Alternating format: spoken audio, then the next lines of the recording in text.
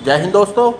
आज मैं आपकी मुलाकात प्रेम प्रकाश चीनी जी से कराऊंगा। प्रेम प्रकाश चीनी जी जो गाजियाबाद के कांग्रेस पार्टी के काफ़ी पुराने कार्यकर्ता हैं और क्या क्या दायित्व हैं। मेरा नाम प्रेम प्रकाश चीनी है। मैंने अपना राजनीति जीवन 1990 NSI शहर महामंत्री से स्टार्ट किया। 1992 में यूथ कांग्रेस में रहे, वार्ड अध्यक्ष का सफ़र निभाते हुए आज मैं जिला कांग्रेस कमेटी में प्रवक्ता के पद पर हूँ और व्यापार प्रकोष्ठ महानगर अध्यक्ष का कार्यभार भी मैं ही संभाल रहा हूँ। और प्रदेश कांग्रेस कमेटी ने मुझे अपना सदस्य बनाया है। और मैं एक बात कहना चाहता हूँ, ये नोटबंदी जो भारत सरकार ने आधी रात में लागू की थी, इससे बड़े उद्योग जगत को कोई नुकसान नहीं हो पा रहा है। छोटे और मंझले दुकानदारों को, उद्योग जगत को हमेशा नुकसान हुआ है और आज इस कगार पर व्यापारी पहुँच चुका है कि उनके हाथ में कटोरा आ गया है। व्यापारी अपने व्यापार में 4 पैसे कमा के ले जाता था, अब उनकी कमाई का साधन सीमित दायरे में रह गया है, जिससे कि उन्हें अपने बच्चों की पढ़ाई लिखाई पालन पोषण करना भारी पड़ रहा है। और साथ साथ मैं ये भी कहना चाहता हूँ, नोटबंदी जो हमारी गवर्नमेंट भारत सरकार ने करी थी, इसके कुछ मानक गलत हैं, जिसके लिए हम व्यापारी भाई एक मुद्दा लेके चलते हैं कि इसके हमें छोटा व्यापार कर रहे हैं, हमें 5,000 का 10,000 का एक CA अकाउंटेंट रखना पड़ेगा, क्योंकि सारे हिसाब किताब कोई गरीब व्यापारी है, कोई अनपढ़ व्यापारी है, रख नहीं पाता। और नोटबंदी से ये हिसाब किताब हो रहा है कि व्यापार जगत तो मंदी में आया ही आया है। और आप एक चीज़ का लेके चलिए, जब से नोटबंदी हुई है, जब से हमारे रुपए की वैल्यू मूल्य गिरा है। क्यों रुपए का मूल्य कब गिरता है? जो आज 73 रुपये 74 रुपये के रेट पर पहुँच गया है रुपया हमारा, जब उद्योग जगत में मंदी आती है और व्यापार जगत में मंदी आती है। व्यापार जगत, उद्योग जगत जब भी मंदी पे आया है जब नोटबंदी से हमारा व्यापार माइनस में गया है। और व्यापार गिरते हुए से देश की साख भी गिरती है। ठीक है, सरकार अपने बड़े बड़े वादे करती है, मगर बड़े बड़े उद्योगपतियों को फ़ायदे पहुंच रहे हैं इससे। उनका व्यापार इतना नुकसान में नहीं पहुंचा है, और पहुंचा भी है तो वो अपने उल्टे सीधे काम करके उसको एडजस्टमेंट कर लेते हैं। मगर छोटा व्यापारी, मैं भी एक छोटा व्यापारी हूँ जो छोटे से काम करता हूँ, और उस काम के अंदर मेरा आज काम इस कगार पर है कि मैं अपने बच्चों का पालन पोषण, पढ़ाई लिखाई और यहाँ तक कि मेडिकल, जो हमारा स्वास्थ्य अच्छा रहना चाहिए, जिसमें खर्चा कम होना चाहिए, ये शिक्षा और एक स्वास्थ्य, इसको अगर एक रेंज में हमारी सरकार लिया है, एक यानी सरकारी और प्राइवेट में अगर एक मानकता आ जाए तो नोटबंदी का थोड़ा फ़ायदा दिखता है। इन बड़े नोटबंदी से करने से कोई फ़ायदा नहीं है। कुछ नीतियां सरकार की हमारी ऐसी हैं जो व्यापारी जगत को नीचे ला रही हैं।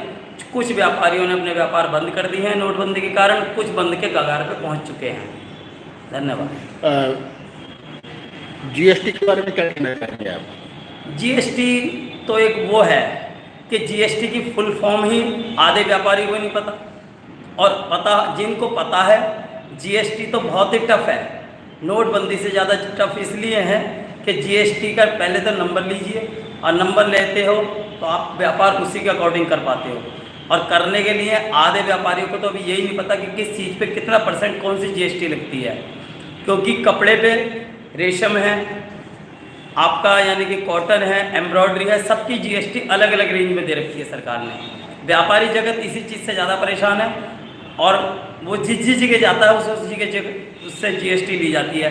GST एक ही जगह ली जानी चाहिए व्यापार को बढ़ाने और देने के लिए, क्योंकि जो व्यापारी दिल्ली में जाता है माल खरीद के लाता है, उसको अलग अलग जगह GST देनी पड़ती है, और वो अगर अपने ग्राहक से, कस्टमर से GST मांगता है तो कस्टमर उसको देते नहीं है, और कस्टमर कहते हैं हमें GST की ज़रूरत नहीं है, बिल मत दीजिए आप। मगर बिल के अकॉर्डिंग अगर हम GST लेंगे तो हमारा व्यापार जगत में मंदा इसीलिए आता है कि ग्राहक सामान छोड़ के जाना उचित समझता है, उसको महंगा दिखता है। प्रेम प्रकाश चीनी जी, क्या ईंट का जवाब पत्थर से देना चाहिए इंसान को? मैं इस चीज़ की फेवर में नहीं हूँ, ईंट का जवाब पत्थर से देना चाहिए, मगर कुछ नीतियाँ भारत सरकार की या प्रदेश सरकार की ऐसी हैं जिस नीतियों से हमारे समाज में जो मंझला और निचला तबका है उसको देखते हुए नीति बननी चाहिए। सरकार कोई भी हो वो भारत के लिए, हमारे देश के लिए अच्छे काम करेगी तो जनता उसको दोबारा चुनेगी, अन्यथा जनता उनके खिलाफ आएगी। प्रेम प्रकाश चीनी जी, चादर को उतना ही फैलाना चाहिए जितने आपके पैर हों।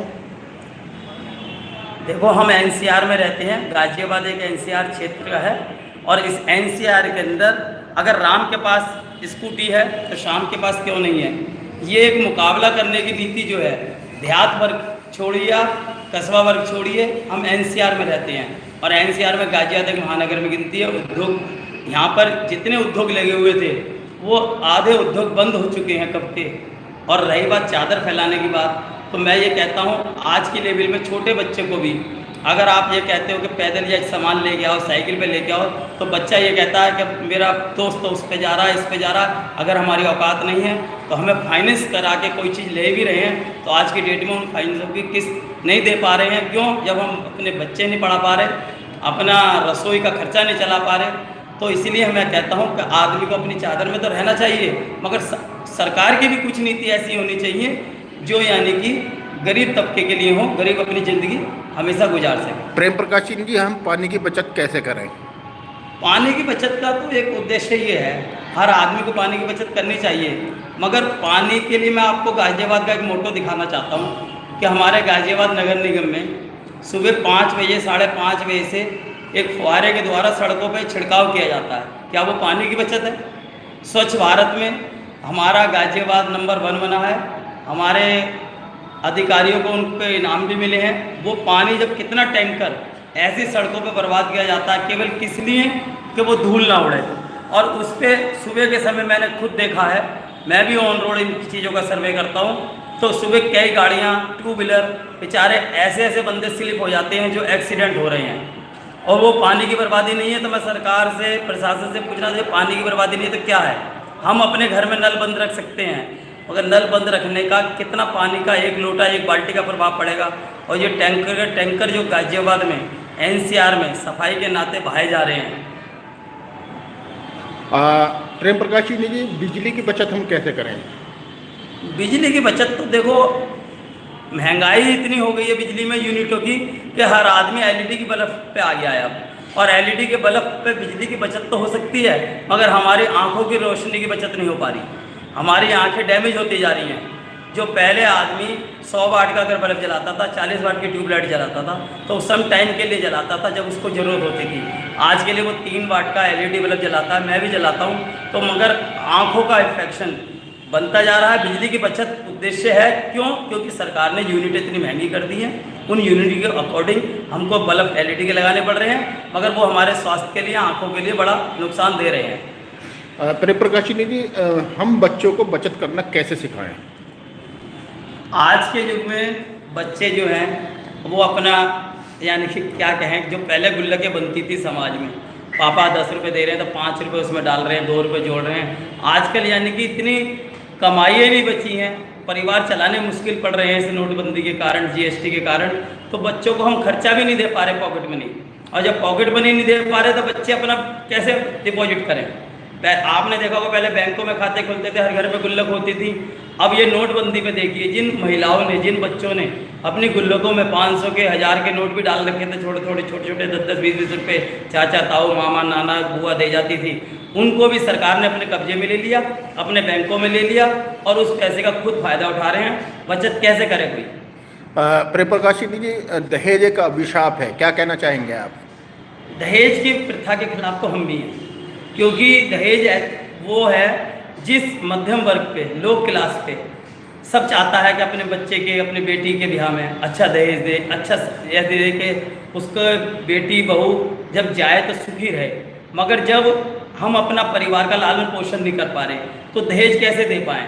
और दहेज जब हम देंगे नहीं तो ये जो आज पेपरों में हम पढ़ रहे हैं आजकल कि माँ बहू को 2 साल बाद निकाल दिया, माँ बहू के ऊपर अत्याचार हुआ, और उन माँ बापों के दिलों से पूछो जिन्होंने जैसे तैसे कर्ज लेके, अपनी फैक्ट्रियों से लोन लेके बेटी बिहाई, और फिर उनकी बेटी सुरक्षित नहीं है, और सरकार नारा देती है बेटी बचाओ बेटी पढ़ाओ, और नारी की सुरक्षा में सरकार हमारी। प्रेम प्रकाश जी, भ्रूण हत्या के बारे में आप क्या कहना चाहेंगे? भ्रूण हत्या तो कभी नहीं होनी चाहिए किसी की भी, चाहे वो बेटा हो चाहे बेटी हो। क्यों? क्योंकि जो भी कुछ आपके परिवार में जो भी नया सदस्य आ रहा है वो भगवान की एक देन है, उसे प्रसाद मानना चाहिए। जो बेटी और बेटे में यानी फर्क समझते हैं वो समाज में रहने लायक योग्य नहीं। क्या मानवता ही सबसे बड़ा धर्म है? मानवता सबसे बड़ा धर्म है और समाज सेवा सबसे बड़ा धर्म है। आपके पास भले 2 रुपये ना हो, आप सुबह एक उद्देश्य लेके घर से चलिए। मैं अपना एक उद्देश्य घर से लेके चलता हूँ कि मेरी कमर पीछे कोई ये ना कहे कि इस प्रेम प्रकाश चेनी का सत्यानाश हो। मैं अपनी तरफ से एक अच्छा काम करने की कोशिश करता हूँ और यही मेरी मानवता है। और मैं सबको चाहता हूँ कि सब एक दूसरे के सुख दुख में हाथ बटाएं। वो पैसे किसी बेस पे नहीं, किसी भी रूप में किसी भी कहीं भी हेल्प करें। प्रेम प्रकाश चीनी जी, एक लखनऊ की कहावत मशहूर है कि पहले आप, पहले आप, पहले आप। लेकिन जब हम इस समय रोड पर आते हैं तो हर कोई टेंशन में दिखाई देता है और सबको जल्दी रहती है पहले मैं, पहले मैं, पहले मैं। तो आप क्या कहना चाहेंगे आप? देखिए, ये देख दिखावा है। आजकल की दुनिया जो दिखता है तो बिकता है। अगर अच्छा पहनेगा तो उसकी अच्छी इज्जत होगी, अच्छी गाड़ी होगी तो अच्छी इज्जत होगी। वो सोचेगा पहले मैं आगे सीट घेर लूँ तो यानी कि मेरी ज़्यादा फोटो खींचेगी। तो ये सब चीज़ें है ना, पहले मैं, इसके अंदर ये अपनी अपनी सोच, अपनी अपनी विचारधारा है। हम इस चीज़ को फॉलो नहीं करते। हमारी विचारधारा, हमारी पार्टी एक उस विचारधारा की है जो देश को आगे ले जाना चाहती है। और पहले आप के चक्कर में कभी हमारी पार्टी नहीं पड़ती है। आज नहीं तो कल फिर हमारी पार्टी आएगी, देश की सेवा करेगी। और ये देश की सेवा के मुताबिक जो गरीब, पिछड़े, बेरोजगार, नौजवान, किसान, सबकी योजनाओं के मुताबिक कार्य किया जाएगा। और ये नोटबंदी और जीएसटी पर फिर से विचार किया जाएगा। प्रेम प्रकाश चीनी जी, कानों में लीड लगा करके ड्राइविंग करते हैं, प्लेटफॉर्म पर चलते हैं और सड़कों पर चलते हैं, तो आप क्या कहना चाहेंगे? इनके मैं बरखिलाफ हूँ, क्योंकि कभी कभी हमारे बच्चे भी लीड लगा के चलते हैं तो हम उन्हें भी डांटते हैं। तो मेरा यही संदेश है कि हर पेरेंट्स को, और हर पेरेंट्स को छोड़ो, आजकल हालांकि बच्चे आज्ञाकारी नहीं रहे हैं क्योंकि पहले गली में, मोहल्ले में चाचा, ताऊ, फूफा कोई भी रिलेशन में होता था डांट देता था। आजकल बच्चों को डांटते क्यों लीड लगा के चल रहा है, तो उनके पेरेंट्स उनसे लड़ने आते हैं तो हमारा बेटा कुछ भी करे। मगर ये एक चीज़ गलत है। मैं भी अपने बच्चों को डांटता हूँ कि आप गाने सुनिए, घर में बैठ के सुनिए, कहीं भी पार्किंग में सुनिए, कहीं गार्डन में सुनिए, मगर ड्राइविंग के समय इस लीड को ना लगाइए। और मैंने तो आज तक जितनी भी मेरे फ़ोनों के साथ लीडें आई हैं, घर में मेरी ऐसी डेड हो रही है, मैंने कभी लीड का यूज नहीं किया। क्या प्रेम प्रकाश चीनी जी, 12 साल से छोटे बच्चों के हाथों में मोबाइल होने चाहिए? मोबाइल एक वो चीज़ है, जब हम विदेशी कल्चर को अपना रहे हैं और मोबाइल कहीं पे गलत है, कहीं सही है। सही इसलिए कि हमारे बच्चे कहाँ हैं, ये उसकी जानकारी लेने के लिए ट्यूशन गया है, सुरक्षित है। अगर कहीं उसके साथ हादसा हो रहा तो समाचार दे, अपने दोस्तों के साथ रहना है। मगर जो इसका मिसयूज करते हैं उनके ऊपर तो एक मानक बनना चाहिए कि मोबाइल कितनी एज के ऊपर, सरकार को इस मानक को बना दें कि इतनी एज के ऊपर वाला बच्चा मोबाइल यूज करे, वो भी खासतौर से स्मार्टफोन। क्योंकि स्मार्टफोन में कुछ कमियां हैं जो हम पहले पर्दे की चीज़ें रखते थे। ये एक नेट और इंटरनेट एक वो चीज़ आई है जिससे यानी कि बहुत, जिस चीज़ को हम पर्दे के पीछे रखते थे और एक 18 साल से बड़ा बच्चा जो समझदार, आजकल 6 साल से 10 साल का बच्चा इतना समझदार हो गया, जो जानकारियाँ हमें नहीं है वो उन तक पहुँच गई हैं। और पेरेंट्स को कुछ नहीं पता कि हमारे बच्चे क्या कर रहे हैं स्मार्टफोन में। इसलिए एंड्रॉयड फ़ोन बच्चों पर कंट्रोल होना चाहिए। सरकार जैसे कहती है कि 18 साल से ऊपर वाले ये काम करें, तो इसलिए जब बच्चे बड़े हो जाएं, एडल्ट हो जाएं, वयस्क हो जाएं, जब भी उन पर स्मार्ट और एंड्रॉयड फ़ोन आना चाहिए, उससे पहले नहीं। प्रेम प्रकाश जी, क्या इंसान को इंसान से ईर्ष्या करनी चाहिए? इंसान से इंसान की ईर्ष्या तो मेरे हिसाब से जो करता है वो मानवता का अधिकार ही नहीं रखता। अगर आपको प्रभु ने, ऊपर वाले ने इंसान की योनि में जन्म दिया है तो मानव की इज्जत करना हमारा परम उद्देश्य है। प्रेम प्रकाश जी, आप समाज के लोगों को क्या संदेश देना चाहेंगे? समाज के लोगों को मेरा एक ही संदेश है, सब मिलजुल के रहें, प्रेम भाव से रहें, भाईचारे से रहें। सब समाज जैसे हमने पहले सुना था, हम भी गाजियाबाद में बहुत पुराने रहते आ रहे हैं, सन 19 देश की आज़ादी से पहले के। तो जैसे सब मिलजुल के रहते थे पहले गाँव में, कस्बों में, यानी कि चौपाल पे अगर किसी के राम के बेटे को रहीम ने डांट दिया तो उसने उसकी इज्जत करी, अच्छा चाचा तो इसी हिसाब से मानवता से सबको एक दूसरे से मिलजुल के रहना चाहिए। और जो मिलजुल के नहीं रहते, नफरत फैलाते हैं, उन लोगों का अपना नज़रिया अलग है, मगर हमारी विचारधारा बिल्कुल अलग है। बड़ों का सम्मान करो और बच्चों को प्यार करो। प्रेम प्रकाश चीनी जी, पेरेंट टीचर मीटिंग के बारे में आप क्या कहना चाहेंगे? पेरेंट टीचर मीटिंग में स्कूलों ने आजकल जो प्राइवेट स्कूल है खासतौर से, मैं उनके बारे में कहना चाहता हूँ, उन्होंने एक गलत सिस्टम कर रखा है कि अगर आपके पास इतना पैसा है तो आप प्राइवेट स्कूल में एडमिशन कराइए। मैं अपने आप पे एग्जाम्पल देता हूँ, मेरे पास इतने पैसे नहीं थे कि मेरे बच्चे का आगे एडमिशन जिस स्कूल में, जिस सेक्शन में, जिस साइंस साइड में वो लेना चाहता था, नहीं ले पाया। आज वो प्राइवेट कर रहा है। अगर रही बात स्कूल पेरेंट्स का इंटरव्यू लेते हैं, वो टीचर या वो प्रिंसिपल या वो डायरेक्टर, वो अभिभावक आधे तो खुद अनपढ़ है, जो अपनी यानी कि पीढ़ी दर पीढ़ी स्कूल चला रहे हैं। और ये सबसे बड़ा गलत है, क्योंकि पहले सरकारी स्कूलों में पढ़े हुए बच्चे IAS भी बनते थे, मिनिस्टर भी बनते थे, प्रधानमंत्री बनते थे। लाल बहादुर शास्त्री जी, ये सब एक उदाहरण है, चौधरी चरण सिंह जी। और रही बात पेरेंट्स मीटिंग की, पेरेंट्स मीटिंग के अंदर पेरेंट्स जाते हैं तो पेरेंट्स के बच्चों की शिकायत होनी चाहिए, बच्चा आपका इतनी शैतानी कर रहा है, इतना काबिल है, मगर इन चीज़ों को नज़रअंदाज करके बच्चों को वो चीज़ नहीं दिखाई जाती। बच्चों में थोड़ी सी हीन भावना आ जाती है जब उनको नज़रअंदाज किया जाता है। प्रेम प्रकाश चीनी जी, क्या बच्चों के साथ दोस्ताना व्यवहार रखना चाहिए या सख्त व्यवहार? बच्चों पे दोस्ताना व्यवहार मदर फादर को रखना चाहिए, मगर उतना ही लिमिट में, जितना कि बच्चों को वो प्यार देते हैं, बच्चे उनकी बात का कहना मानते हैं। ना कि ऐसी बातें शेयर करें कि जो बच्चों से नहीं करने वाली हो। जो बच्चों से शेयर करने वाली बातें हों वो ही करें। जैसे पहले पर्दा सिस्टम रखते थे, पेरेंट्स से बच्चे डरते थे और बच्चे पेरेंट्सों का आदर सम्मान करते थे, वो सिस्टम हो तो मैं बहुत अच्छा मानता हूँ। क्या इंसान को खूनी होना चाहिए? आपका क्वेश्चन समझा नहीं मैं। क्या इंसान को खून खराबा? नहीं, खून खराबा तो देखो वो एक प्रकृति अलग किस्म के लोग होते हैं। आपने देखा होगा 1%, 2%, 5% कितने बंदे होते हैं खून खराबे वाले, सारे नहीं होते। क्योंकि आज मैं भी 50+ हूँ, मैंने भी बहुत समय देखा है। और समय में ये देखा है कि हमारे साथ या हमारे मोहल्ले में, हमारे शहर में कुछ लोग इस तरीके के होते हैं जो यानी कि इस प्रवृत्ति के होते हैं, सारे नहीं होते, इसलिए सारा समाज गलत नहीं होता। तो उनके लिए आप क्या शिक्षा देना चाहेंगे, उन्हें क्या सजेशन देना चाहेंगे आप? अब उनके लिए क्या कह सकते हैं, जब उनका ब्रेन वॉश कोई करके गलत भावना भर देता है तो उनकी गलत इच्छा पर हो जाती है और वो इस कदम को उठाते हैं। हमारे भारत की प्रेम प्रकाश चीनी जी अंतर्राष्ट्रीय स्तर पर क्या छवि है, क्या कहना चाहेंगे आप? देखिए, अंतर्राष्ट्रीय स्तर पर ना तो मैं नेता हूँ, और रही बात इस चीज़ की कि अंतर्राष्ट्रीय स्तर पे क्या छवि है, जो हम अखबारों में पढ़ते हैं और जो हमने देखा है टीवी के माध्यम से, तो हम तो वही देख सकते हैं। और रही बात इस चीज़ की, कोई भी भारत का प्रधानमंत्री अपने देश की छवि को विदेशों में, अंतर्राष्ट्रीय स्तर पे गिराना नहीं चाहता।